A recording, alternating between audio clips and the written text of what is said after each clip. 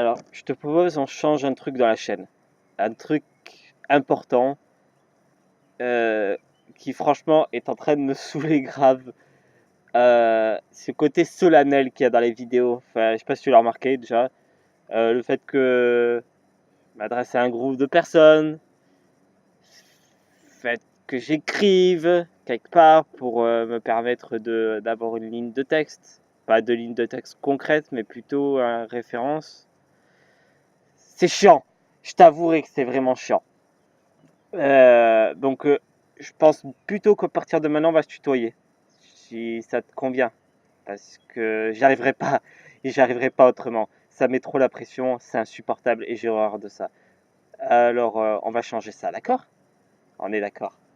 Alors, aujourd'hui, il y a un truc que j'aimerais te parler. C'est que la dernière fois, on avait parlé du mauvais côté et des dérives dans l'ésotérisme. Tout le mal que ça pouvait apporter à une personne qui se retrouve confrontée à ça.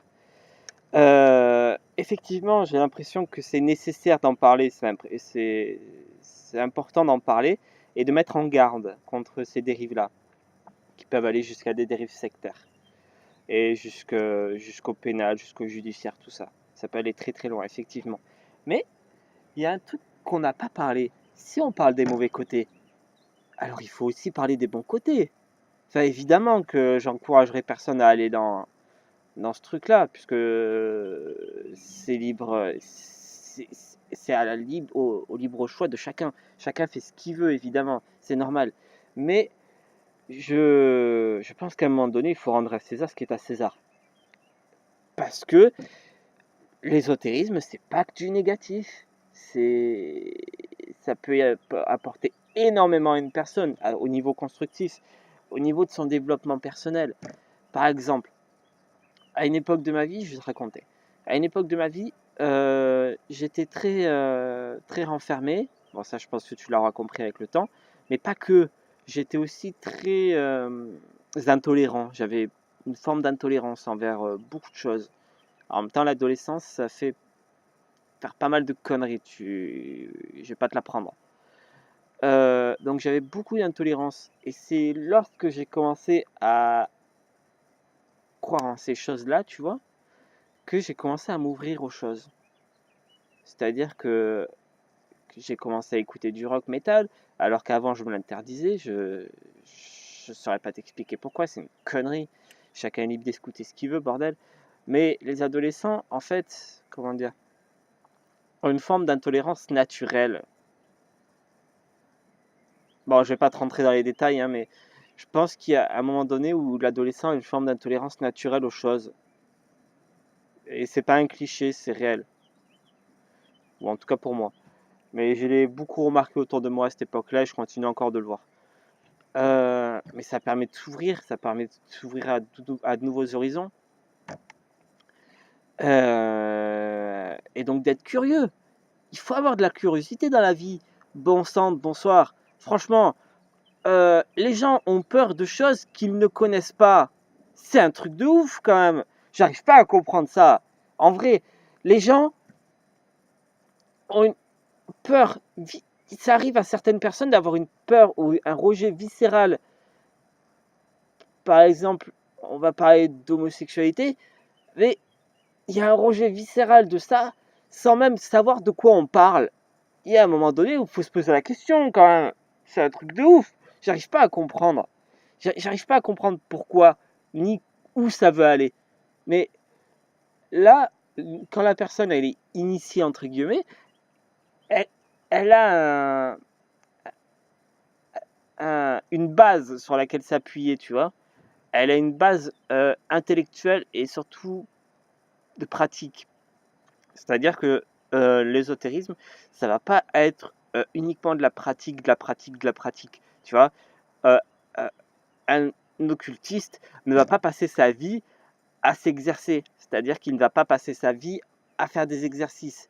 Évidemment, il y a des exercices d'entraînement, de presque rituels. C'est-à-dire qu'il se réveille, tu fais pas tes étirements, mais voilà, tu fais un peu de méditation, tu fais circuler ton énergie pour la ressentir. c'est des exercices surtout pour se ressentir, tu vois. C'est des exercices d'éveil en quelque sorte. Mais hormis ça, hormis ces exercices qui rentrent dans l'ordre du rituel, l'ésotérisme ne va pas passer sa vie à faire des rituels, des incantations ou des invocations ou des évocations. Sa vie ne se résume pas qu'à ça. Et j'ai beaucoup l'impression aujourd'hui que, comment dire, dans les séries, par exemple, pour reprendre Charmed ou d'autres trucs, on voit beaucoup ça. C'est-à-dire que si l'ésotérisme ne pratique pas, ben, c'en est pas un. Mais pratiquer dans le sens ouvrir un livre, regarder dedans, piocher une incantation, faire un rituel à la con, et après c'est fini, voilà, on retourne à notre vie normale. Mais pas vraiment. Un ésotériste, c'est pas que ça. Un ésotérisme va beaucoup être plongé en lui-même. C'est-à-dire qu'on retourne à cette notion d'introvertisme, mais oui, très souvent, les ésotérismes sont introvertis, se construisent un monde. Et s'ils progressent aussi vite, c'est justement parce qu'ils ont... si certains progressent aussi vite, évidemment pas tous. De toute façon, il n'y a pas vraiment de barre de progression, tu vois, c'est plus... Comment dire, c'est plus un accomplissement personnel. Tu vois, chacun va se fixer un but et chacun va essayer de l'atteindre. Mais il n'y a pas vraiment de progression par rapport à d'autres. Je ne sais pas si tu vois ce que je veux dire. Il n'y a pas de comparatif. Il n'y a pas de degré de puissance. Tu vois, c'est chacun est comme il est et chacun avance à son rythme vers la voie qui s'est fixée, peu importe si elle est loin ou si elle est proche. Ce n'est pas du comparatif. Voilà. Mais c'est-à-dire que très souvent, un ésotériste va être introverti. Il peut y en avoir évidemment des extravertis, je pense, mais j'en ai pas encore rencontré. Et vu que ces personnes-là ont un monde intérieur vraiment énorme, ben, ils ont une base sur laquelle se construire et sur laquelle s'appliquer. C'est-à-dire que un ésotériste, la plupart du temps, lors de son temps libre, si j'ose dire ainsi, va se construire intérieurement, c'est-à-dire sur la base de pensée. Un ésotériste, comme une personne introvertie, va énormément penser. Il pense tout le temps. C'est une machine à penser qui ne s'arrête jamais. Tout le temps, il y a des pensées qui fusent dans sa tête, à longueur de temps. Tout le temps. Tout le temps. Une machine à penser. Il peut avoir des idées qu'il veut partager avec d'autres personnes, avec des amis proches. Il peut avoir des pensées qu'il va noter sur un papier, sur un journal. C'est à ça justement que servent les journaux, les cahiers noirs, enfin les livres noirs. Il va piocher des informations à droite à gauche, il va les interpréter à sa sauce, il va les enregistrer. C'est à ça justement, je remercie Joe d'ailleurs, parce que justement c'est à ça que je pensais, c'est quand il va enregistrer une idée, il va avoir besoin de calme, de se poser, de faire une pause et de non seulement enregistrer l'idée, mais de l'interpréter à sa manière. Et ça peut prendre énormément de temps, ça peut prendre des heures, voire des journées entières, juste pour interpréter une idée, une notion, qu'il va ensuite comprendre par lui-même avec ses propres bases et ses propres notions. Et donc ça peut influencer énormément de choses. Ça peut influencer sa pratique, ça peut influencer ses choix, ça peut influencer ses notions primaires. C'est-à-dire que, personnellement, je vais te dire un truc, c'est que le bien et le mal, j'ai fini par ne plus y croire. Mais comment ? À force de penser, à force de toujours avoir une idée dans la tête qui fuse. Pourquoi ? Déjà, pourquoi est-ce que, est-ce que tu crois que faire du bien à quelqu'un, ça va forcément lui apporter de la bienfaisance ? Enfin, évidemment que tu vas essayer de nature profonde, tu vas essayer d'être... c'est quoi le mot déjà ? Altruiste, voilà. Mais déjà, qu'est-ce que ça veut dire altruiste et pourquoi on l'est ? Je te conseille, pour cette notion, je te conseille un manga qui s'appelle Parasite, qui est une pépite. Je te le conseillerai jamais assez. Regarde tous les épisodes, même si c'est en VF, peu importe, même la VF est énorme. Alors, Qu'est-ce que je disais? Oui, par rapport au bien et au mal. Tu vas être altruiste, tu vas vouloir faire le bien autour de toi. Mais quelque part, ça va être ton ego qui va te pousser à le faire. Évidemment, quand tu te détaches de ton ego, tu vas le faire de toi-même. Tu vas le faire parce que tu veux faire le bien autour de toi. Et voilà, après, j'aimerais beaucoup discuter avec quelqu'un qui s'est énormément détaché de son ego parce que j'aimerais apprendre de ces personnes-là. Vraiment, c'est l'un de mes rêves. J'aimerais beaucoup parler avec ces gens-là. Mais bon. Euh,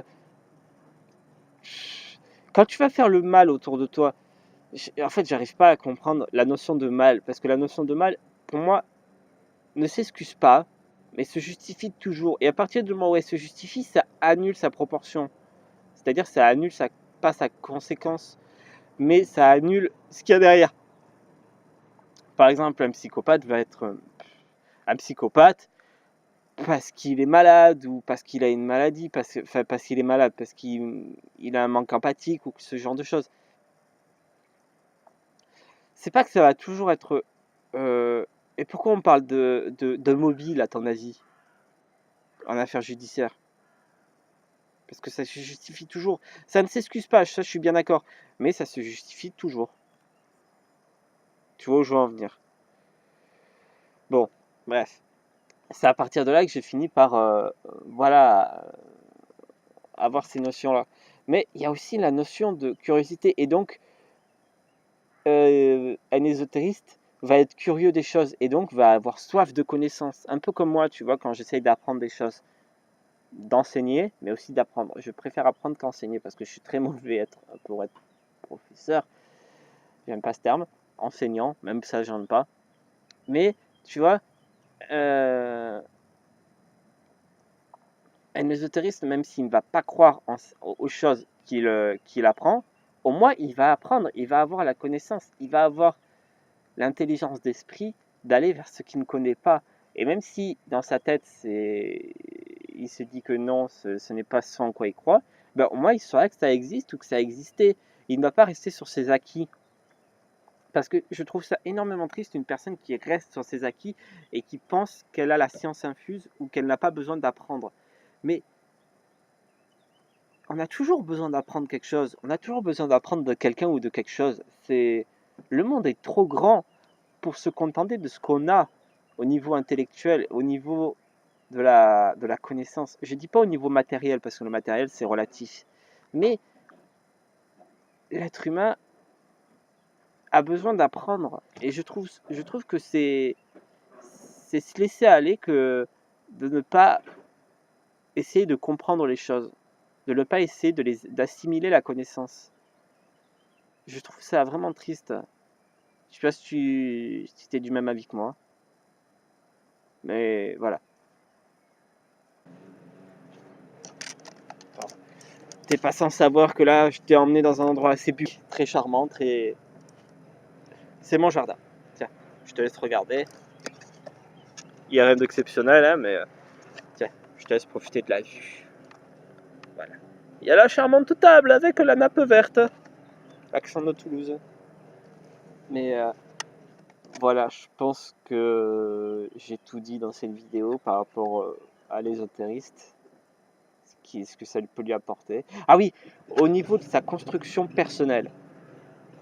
C'est-à-dire que même si un ésotériste va pratiquer des rituels et va se foirer, va, comment dire, va avoir de mauvaises expériences dans sa vie, va vraiment se cracher la gueule. Désolé pour les termes que j'utilise, je ne peux pas en utiliser d'autres, ils ne sont pas assez explicites. Mais tu vois, même s'il va utiliser, il va faire de mauvaises choses, il va faire des choses qu'il va regretter plus tard. Mais regarde-moi, j'ai fait des choses que j'ai regrettées peut-être, mais sans ça, je ne serais pas qui je suis aujourd'hui. Tu vois, à un moment donné, il faut se dire qu'il n'y a pas de mauvaises expériences, il n'y a que des expériences qui font qui on est. Et ça, je pense que c'est la chose la plus importante. Surtout lire, apprendre de ses aînés et se forger son propre avis sur les choses. Tu vois, il faut avoir pas un esprit sceptique, mais sélectionner ce en quoi on va croire, on a envie de croire. On ne va pas nous tendre une assiette et piocher dedans instinctivement. Il peut y avoir quelque chose qui ne va pas nous plaire dedans. On va regarder un petit peu l'assiette, tu vois. Et si ça nous plaît pas, ben on va la manger peut-être, mais avec une amertume. Ben là, c'est un petit peu pareil, tu vois. Faut pas se forcer à y croire. Si t'y crois pas, t'y crois pas. Point. Passe à autre chose. Si t'y crois, ben embrasse ta croyance. C'est tout ce que j'aurais à dire. Embrasse-la et pas ne t'en sépare jamais, mais évolue avec. Laisse-la te faire évoluer, grandir, progresser. Et peut-être qu'un jour tu t'en sépareras et peut-être que tu iras vers une autre foi. Mais en attendant, je te souhaite de bien t'entendre avec ta foi et d'avoir un bel avenir avec elle. Voilà. Je pense que j'ai tout dit pour cette vidéo. Donc, on se retrouve pour une prochaine vidéo. Et ça, c'était une vidéo reprise parce que j'ai vraiment du mal. Je pense que la prochaine sera sur le feu. On verra. On verra, je t'ai dit. Allez, bye bye.